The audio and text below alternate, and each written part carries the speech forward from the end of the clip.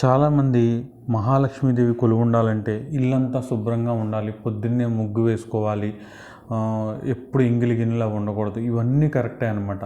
అయితే ఖచ్చితంగా ఏ ఇంట్లో అయితే ఈరోజు మామూలుగా ఏంటంటే శాస్త్రాల్లో ఆడవాళ్ళు కన్నీరు పెట్టే చోట మహాలక్ష్మీదేవి ఉండదు అని చెప్తున్నారు.